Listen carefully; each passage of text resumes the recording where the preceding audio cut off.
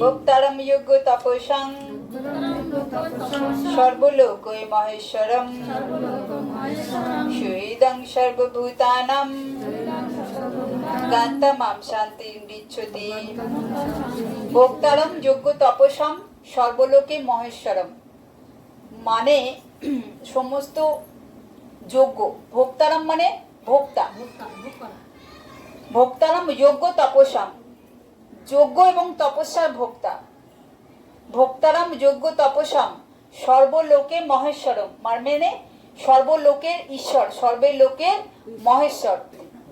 সুহৃদং সর্বভূতানাং, সুহৃদং মানে সকল জীবের সুহৃদ, শুভাকাঙ্ক্ষী।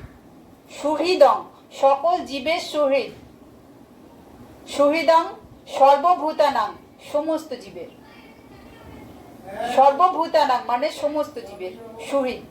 গাত্তা যে জানে, শান্তিম গৃচ্ছতি সে শান্তি পায়।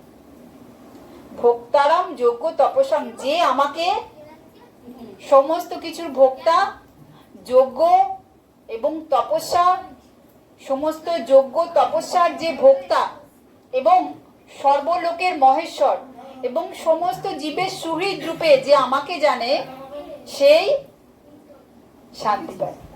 আমাদের এই যে পরিবার নিয়ে পরিবারের সেবা করছি, ভগবানের নাম করছি, ভগবান সংকীর্তনের আয়োজন করছি, এটা হচ্ছে যোগ্য।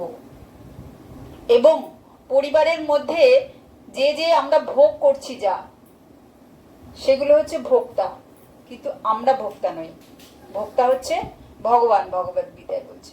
এবং আমরা যে যজ্ঞ করছি এবং তপস্যা করছি, এই যে 5 দিন বিশ্বপঞ্চ ব্রত করছি, এটা হচ্ছে তপস্যা। সকালে উঠে ভোরবেলা মঙ্গল আরতি করছি, খুব সকালে স্নান করে মঙ্গল আরতি করছি, হরিনাম জপ করছি, 16 মালা, এটা কিন্তু কম ঘটনা নয়। একজন মানুষ হ্যাঁ সারাদিন কাজ করতে দেন কে খুব করবে, খুব করবে, কিন্তু তাকে যদি একটা মালা ধরিয়ে দিন, চুপচাপ 10 মিনিট এখানে বসে জপ করো, সে করবে না, পালিয়ে যাবে। এই যে 10টা মিনিট যে কনসেন্ট্রেশনের সঙ্গে একাগ্রতা ভাবে যে এক মালা হরিনাম জপ করা, এটা কোনো সাধারণ ঘটনা না, এটা তপস্যা, এটা তপস্যা।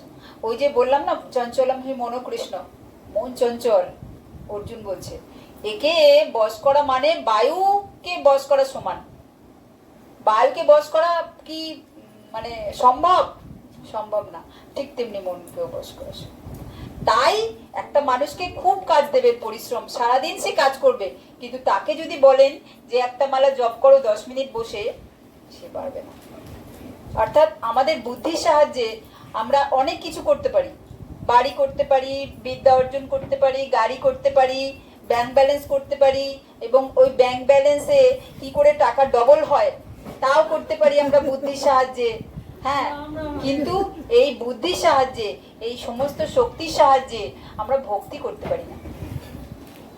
পাড়ায় পাড়ায় ডাক্তার, ইঞ্জিনিয়ার বাই প্রফেশন, ভালো ভালো বিদ্বান, ভালো ভালো পণ্ডিত ভর্তি, কিন্তু ভক্ত কজন আছে? কেন? কেন? ভক্ত হতে গেলে পূর্বজন্মের স্বীকৃতি লাগে এবং মহৎজনের সঙ্গ লাগে। আমাদের যে ধন সম্পদ, এটা আমরা আমাদের জাগতিক শক্তি দিয়ে অর্জন করে ফেলি, কিন্তু আমরা জাগতিক চেষ্টা করেও জাগতিক শক্তি দিয়ে আমরা ভক্তি করতে পারি না। তার জন্য লাগে মহৎজনের সঙ্গ, অর্থাৎ ভক্ত সঙ্গ এবং পূর্বজন্মের স্বীকৃতি। আপনাদের পূর্বজন্মের স্বীকৃতি আছে, তাই আজকে এই হরিকথায় এসে বসতে পারছেন, সংকীর্তনে এসে বসতে পারছেন, কারণ এটা পূর্বজন্মের স্বীকৃতি না থাকলে হয় না। আর ভক্ত সঙ্গ মহৎ সঙ্গস্তু দুর্লভ, তুলসীদাস গোস্বামী বলছেন। কি বলছেন? মহৎ সঙ্গস্তু দুর্লভ, অর্থাৎ মহৎ জনের যে সঙ্গ, এটা দুর্লভ। পয়সা পাওয়া, অর্থ পাওয়া, ধন সম্পত্তি পাওয়া, সংসারের জাগতিক ভোগের বস্তু পাওয়া সুলভ, কিন্তু মহৎ জনের সঙ্গ পাওয়া দুর্লভ। সেটা পাবো কি করে? সেটা পূর্বজন্মের স্বীকৃতি হলে তবেই সাধু গুরু বৈষ্ণব রূপে ভগবান কোনো প্রতিনিধিকে আমাদের কাছে প্রেরণ করেন। ভগবান তো নিজে আসতে পারেন না, কিন্তু আমাদের পূর্বজন্মের স্বীকৃতি রয়েছে, আমরা ভক্তি করব, কিন্তু সেই স্বীকৃতি অনুযায়ী ভক্তি করতে কেউ তো ধাক্কা দিতে হবে, কারোর তো গাইড চাই, কারোর তো অ্যাসোসিয়েশন চাই, কারোর তো আমাদের মানে শাসন করবে যে তাকে চাই, আমাদের যে শেখাবে তাকে চাই। তো সেটা ভগবান কোনো না কোনো প্রতিনিধিকে আমাদের কাছে পাঠিয়ে যান যে তার সঙ্গে করে এবার তুমি আমার কাছে আসো। এটা হয় পূর্বজন্মের স্বীকৃতি এবং মহৎজনের যে সঙ্গ। তাই এই যে আমাদের বার্থডে, আমাদের জন্মদিন, এটা কোনো ভালো ঘটনা নয়। আমাদের জন্মদিন তা এটা কোনো আমরা খুব সেলিব্রেট করি, খুব আনন্দ, birthday, happy birthday to you, ছাদার হ্যাপি বার্থডে। মা বাবাকে ফেলে দেয়, ফেলে দিয়ে একটা বন্ধু বান্ধব মানে প্রেমিক প্রেমিকারা এমন বার্থডে করে, মা বাবা যে তার কোনো ভূমিকাই নেই।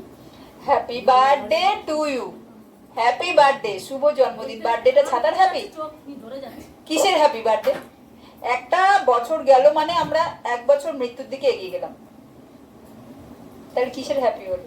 একটা বছর যাচ্ছে মানে আমরা মৃত্যুর দিকে এগিয়েছি, একটা বছর যাচ্ছে মানে আমরা বুড়ো হচ্ছি, তত বয়সগুলো আমাদের পেরিয়ে গেছে, তা হ্যাপি কোথায় হলো?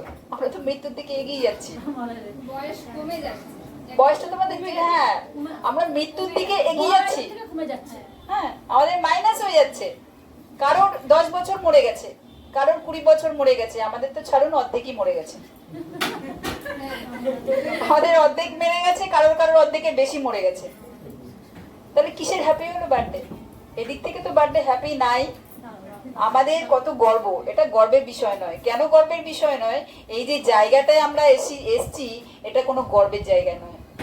এই যে এই জায়গাটা এসছি আমরা, এটা কোনো সুখের জায়গা নয়। তাই আমাদের যখন কেউ দোষ করে, হ্যাঁ, চারিদিকে বিভিন্ন মানুষ বিভিন্ন অপরাধ করছে, ঠিক তাই কি না? সেই অপরাধ করার ফলে তারা কোথায় যাচ্ছে? পুলিশ ধরছে, তো পুলিশ ধরে কোথায় নিয়ে যায়? তাকে কি রেস্টুরেন্টে নিয়ে যায় খাওয়ানোর জন্য, না সিনেমা হলে নিয়ে যায় সিনেমা দেখানোর জন্য, যে চলো তোমাকে আমি ভালো মুভি দেখাবো? কি করে মানে অপরাধীদের কি করে, কোথায় নিয়ে যায়? জেলে নিয়ে যায়। তো জেলে যদি এবার কয়েদিরা তার সঙ্গে জেলে আসার জন্য খুব সেলিব্রেট করে, তাহলে জেলে আসা কি একটু সুখে? তাহলে একটা মানুষ অপরাধ করলো, পুলিশ তাকে কোর্টে নিয়ে গেল, কোর্ট থেকে জেলে পাঠিয়ে দিল, 1 বছরের 2 বছরের 24 বছরের সারা জীবন কারাদণ্ড। এবার কারাদণ্ড গিয়ে যদি অপরাধীটা তার সঙ্গে খুব সেলিব্রেট করে, নাও ভাই আমাদের দলে আরেকজন বাড়লো, তাহলে কি সেটা সুখে? আরে আমরাও তো তাই এই জায়গায় আছি, এটা তো কারাগার। কিসের কারাগার? আমরা সব মানে পাপ করেছি, অপরাধ করেছি, ভগবান সব ধরে ধরে আমাদের এখানে পড়েছে, তাই নাকি? এই কারাগারেই আমরা কি করছি? বাহ, আমাদের আরেকজন বেড়ে গেল মেম্বার, হ্যাঁ জন্মের সময় খুব আমরা বানা, একটা ছেলে হয়েছে একটা মেয়ে হয়েছে, হ্যাঁ আমাদের মধ্যে আরেকজন পরিবারের সদস্য বেড়েছে, খুব আনন্দ করছি কারাগারের মধ্যে। এটাই অজ্ঞান। ওই কয়েদি যেমন আনন্দ করে যে আমাদের কয়েদিতে, আমাদের জেলের মধ্যে আমাদের সঙ্গী পারলো, ঠিক তেমনি আমরা আনন্দ করি আমাদের এই কয়েদি পরিবারের মধ্যে আর একজন আমাদের মেম্বার বাড়লো। মানে আমরা তো পাপ করে এসেছি, চল তুই আমাদের সঙ্গে আমার পাপ কর, শুরু কর। আমরা তো মানে পাপ করছি, আর একজন বাড়িয়ে নিলাম, আমরা পাপের ভাগিদার, খুব দলে ভারী হয়ে গেল। আর প্রতি বছর তার বার্থডে মানাচ্ছি, হ্যাঁ কি না? ঠিক কি ভুল? এটাই হচ্ছে দ্যাটস কল্ড মায়া। এই কারণে সুখদেব গোস্বামী তিনি মায়ের গর্ভ থেকে বেরোতে চাননি।